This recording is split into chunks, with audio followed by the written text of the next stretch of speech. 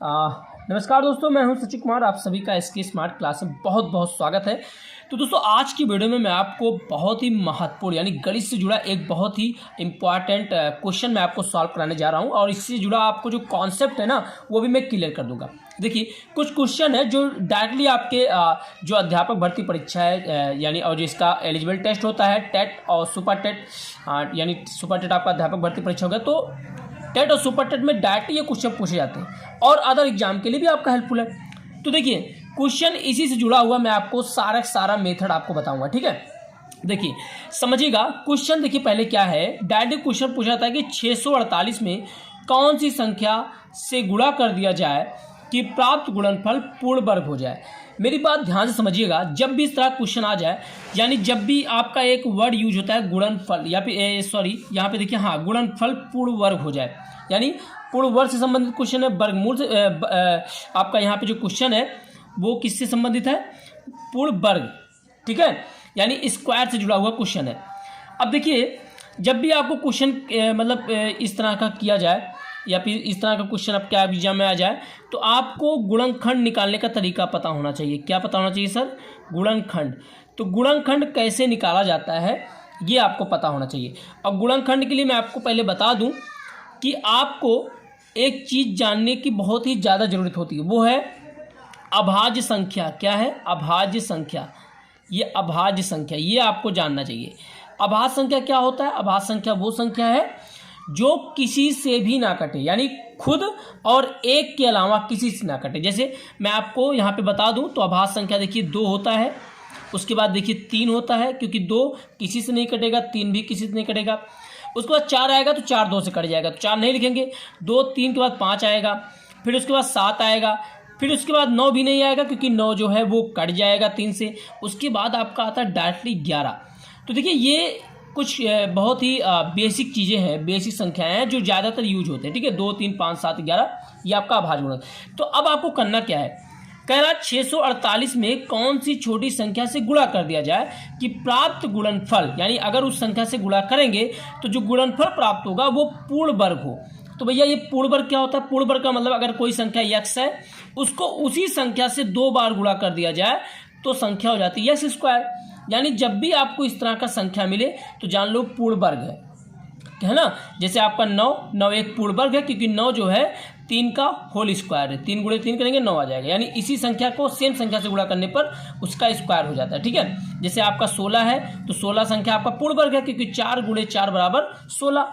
तो यही कह रहा है कि किस संख्या से गुणा करें कि 648 जो है एक होल स्क्वायर या पूर्ण वर्ग बन जाए। तो मैंने कहा आपको इन्हीं संख्या को ध्यान में देना है। अब आप क्या करोगे? देखिए यहाँ पे लिखिए 648। पहला काम आपको क्या करना है? 648 को इन्हीं संख्याओं से आपको काटते जाना है क्योंकि आपको निकालना है गुणनखंड। और गुणनखंड निकालने के लिए आपको क्या करना होता है? इन्हीं संख्या को काटते जाओ। किससे? इन्हीं संख्याओं से। तो पहले शुरुआत करते हैं हम 2 से। किससे करते हैं सर? 2 से। तो देखिए 2 से कटेगा, लास्ट में सम संख्या इसलिए कटेगा। तो 2 1 3 6, 2 दूनी 4, 2 चौक 8 कट गया। चलिए, फिर उसके बाद 2 से काटिए। देखिए 2 से फिर काटिए तो यहाँ पे देखिए 2 इकन्नम 2, देखिए 2 इकन्नम 2 3 था, अब एक बचा यहाँ पे 12 हो गया। 2 छक 12, 2 दूनी 4। चलिए ये कट गया। फिर उसके बाद देखिए फिर 2 से काटिए, 2 8 16 और 2 इकन्नम 2। फिर उसके बाद 2 चौक 8, अब नहीं कटेगा, सॉरी अब नहीं कटेगा। तो 2 के बाद नहीं, तो 2 के बाद 3 पे आते हैं। 3 से कटेगा, देखिए 3 से काटेंगे तो 3 दूनी 6, 3 दूनी 6 और 2 बचा 21 हो गया। 3 7 21, 3 से कट गया जी, बिल्कुल। उसके बाद फिर 3 से काटिए, 3 9 27। उसके बाद फिर जो है 3 से काटिए, 3 3 9। अब उसके बाद यहाँ पे देखिए 1 3 बच रहा है, फिर 3 इकन्नम 3, यानी पूरा का पूरा क्या हो गया? कट गया। अब यहाँ पे आपको क्या करना है? देखिए, जब ये यहाँ कह रहा है कि गुणनफल पूर्ण वर्ग हो जाए, पूर्ण वर्ग, वर्ग का मतलब क्या होता है? 2 संख्याओं को सेम 2 संख्याओं को गुणा करने पर, 2 बार गुणा करने पर वर्ग हो जाता है। यानी हमें पेयर जोड़ा बनाना। देखिए 2 की वैल्यू यहाँ बहुत ज़्यादा है, मतलब किसी संख्या का पेयर बहुत ज़्यादा जरूरी होता है। किसी संख्या का जोड़ा बनना बहुत ज़्यादा जरूरी होता है, तभी वो वर्ग होता है। तो इन संख्याओं का जोड़ा बनाइए।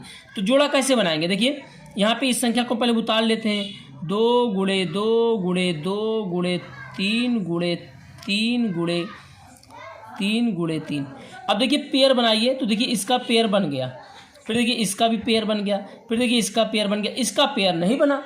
यानी अगर इसमें एक पेयर और बन जाता, अगर सेम संख्या से यहाँ पे हम 2 से और गुणा कर देते तो इसका मतलब ये संख्या क्या बन जाता, पूर्ण वर्ग बन जाता। क्या बन जाता, एक होल स्क्वायर, कोई ऐसा संख्या होता जो किसी न किसी संख्या का स्क्वायर होता। तो जाहिर सी बात है इन संख्याओं में हम इन्हीं 2 से गुणा करेंगे और 2 से गुणा करने पर अगर 648 में हम 2 से गुणा कर देंगे तो वो संख्या पूर्ण वर्ग हो जाएगा। तो यानी हमारा आंसर क्या हो जाएगा, 2। तो आंसर हमारा जो है 2 हो जाएगा। ठीक है, ये चीज़ें आपको ध्यान देनी। देखिए कॉन्सेप्ट बहुत बड़ा नहीं है लेकिन आपको समझाने का जो तरीका है वो बड़ा है, क्योंकि अभी मैं आपको बेसिक से बता रहा हूँ। ठीक है, इसी तरह आपको सॉल्व करना है। देखिए फिर समझिएगा, यहाँ पे मैं आपको देखिए ये जो क्वेश्चन बताया हूँ इसी से जुड़ा एक क्वेश्चन देखिए घन का आता है। देखिए पूर्ण घन हो जाए। देखिए सेम क्वेश्चन है, क्या कह रहा है, देखिए कह रहा 1029 को किस छोटी संख्या से गुणा करने पर प्राप्त संख्या एक पूर्ण घन हो जाए। तो भैया हमने जब यहाँ पे स्क्वायर सुना था, अब ये पूर्ण घन क्या है, तो पूर्ण घन का मतलब ऐसे समझिए, जैसे मान लीजिए कोई संख्या x को अगर सेम संख्या को सेम से गुणा करने पर, जैसे मान लीजिए 3 है, 3 को 3 से गुणा करने पर ये स्क्वायर बन गया 9। 9 एक पूर्ण वर्ग संख्या हो गया, क्योंकि 9 किसका होल स्क्वायर है, 3 का स्क्वायर है। उसी तरह अगर 27 है तो 27 एक पूर्ण घन है, क्योंकि 3 इसी संख्या को 3 बार गुणा करें, 3 बार देखिए गुणा किया हमने तो पूर्ण वर्ग हो गया। यानी किसी भी संख्या को अगर उसी संख्या से 3 बार मल्टीप्लाई करोगे तो वो पूर्ण वर्ग आएगा। जैसे 4 है, 4 को 3 बार मल्टीप्लाई करो 4 से ही, तो वो संख्या क्या हो जाएगा, 4 चौक 16 चौका 64, यानी 64 एक पूर्ण वर्ग है। तो इसमें ऐसी कौन सी संख्या गुणा की जाए कि एक पूर्ण वर्ग हो जाए, क्योंकि 1029 एक पूर्ण वर्ग संख्या नहीं है। तो यानी हम इसमें कितना बनाएंगे, 3 का जोड़ा बनाएंगे। देखिए 3 का युग्म लेके चलेंगे हम, 3 का युग्म ले चलेंगे, बस सेम वही करना है। इसका भी आपको क्या करना है, इसका भी आपको वही चीज़ वही प्रोसेस स्वयं करना है। तो 1029 यहाँ पे लिखिए और इसका गुणनखंड निकालिए। कैसे निकालेंगे, पहले 2 से ट्राई करो, पहले 2 से ट्राई करो, 2 से कटेगा नहीं कटेगा, क्योंकि लास्ट में 9 है। तो आप 3 से ट्राई करो, चलिए 3 से ट्राई करते हैं। 3 त्रिक्का 9, 12 बचा, यहाँ 1 बचा, 12 हो गया, 3 चौक 12, फिर 3 त्रिक्का 9, फिर देखिए 3 एकम 3, फिर यहाँ 4, 3 एकम 3, 13 हुआ। तो देखिए 1 मिनट, 3 एकम 3, फिर यहाँ पे कितना आया, 3 एकम 3, 13 नहीं कटेगा, ये नहीं कटेगा भाई, 3 से तो काट दिया, लेकिन ये जो है आपका 3 से अब नहीं कटेगा। तो 3 के बाद किस पे आइए, 5 पे आइए। 5 से कटेगा, 5 से बिल्कुल नहीं कटेगा, क्योंकि लास्ट में 5 तभी काटेगा किसी संख्या को जब लास्ट में 0 और 5 हो। तो 7 पे आइए, देखिए 7 से कटेगा। देखिए चलिए 7 से ट्राई करते हैं। देखिए 7 14, 7 के 7 28, 7 चौक 28, 28 6 बचा, 28 6 34, तो 63 हो गया, 7 9 63, चलिए कट गया। फिर 7 से 7 7 49 कट गया, फिर 7 एकम 7, यानी ये कट गया। तो देखिए यहाँ पे आपको समझने वाली बात है कि अब हम क्या करेंगे, इन संख्या को ऐसे लिखेंगे। तो अब यहाँ पे देखिए 3 का युग्म बनाए, देखिए इसका 3 का युग्म बन रहा है, लेकिन इसमें 3 का युग्म नहीं बन रहा है। कब बनेगा, जब हम 2 बार 3 और होता तो युग्म बन जाता। यानी हम किस संख्या से गुणा करेंगे, हम करेंगे 3 त्रिक्का 9, इसी संख्या से गुणा करेंगे, 3 त्रिक्का 9। यानी अगर हम इसमें 1029 में 9 से गुणा कर दें तो ये संख्या जो आएगा वो एक पूर्ण घन होगा। पूर्ण घन मतलब किसी संख्या का एक ऐसा, किसी संख्या को 3 बार गुणा करने पर वो संख्या हमारा आ जाता है। यानी किसका पूर्ण घन होता, तो जाहिर सी बात है ये हमारा, देखिए ये किसका पूर्ण घन होता, देखिए 7 त्रिक 21 का पूर्ण घन आपका है आएगा। ठीक है, तो इतना आपको ज़्यादा ध्यान देने की जरूरत नहीं है, बस आप इतना ही समझिए। ठीक है, ऐसे ही आपको सॉल्व करना है। अब देखिए यहीं पे मैं आपको ये बताता हूँ। देखिए यहाँ पे ये है, देखिए यहाँ पे क्या है। अब जब आप ये क्वेश्चन समझेंगे तो देखिए क्या कह रहा है, कह रहा है कि 40,500 में कौन सी छोटी संख्या से भाग दें, 40,500 में कौन सी छोटी संख्या से भाग दें कि प्राप्त भागफल पूर्ण घन हो जाए। अब देखिए, अब यहाँ पे एक चीज़ मैं आपको बता रहा हूँ, अभी तक गुणा करने की बात हो रही थी, अब कह रहा भाग देने की बात हो रही। अब इसमें क्या करेंगे सर, तो देखिए कुछ नहीं करना है, केवल और केवल आपका वही प्रोसीजर है, क्योंकि जब भी इस तरह की संख्या आ जाए गुणा या भाग तो आपको यही गुणनखंड करना है, यही आपको गुणनखंड निकालना है। ठीक है, तो यही करिए। अब देखिए यहाँ पे क्या है, मैं आपको एक चीज़ बता दूँ, पहले आप करिए, आप 40,500 लिखिए, 500 कह रहा कौन सी छोटी संख्या भाग दे प्राप्त भागफल पूर्ण घन हो जाए, क्या हो जाए, पूर्ण घन हो जाए। तो इस चीज़ को ध्यान दीजिएगा, पूर्ण घन की बात कर रहा है, ठीक है। तो पहले इसको देखिए, चलिए हमें काटिए, देखिए क्या 2 से काटिए 2 से कटेगा, चलिए 2 दूनी 4 0, 2 दूनी 4, 2 पंचे 10 0 हो गया। फिर देखिए 2 एकन्नम 2 है ना, फिर उसके बाद कर रहा है 0, 2 एकन्नम 2, 2 दूनी 4, 2 पंचे 10।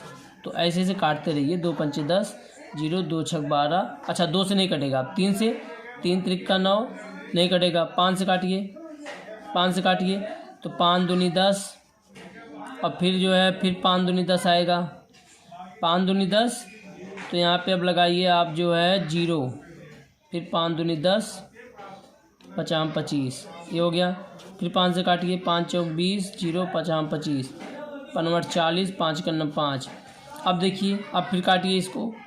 अब देखिए यहाँ पे क्या करना है, घन की बात कर रहा है ना, फिर इसको काटिए।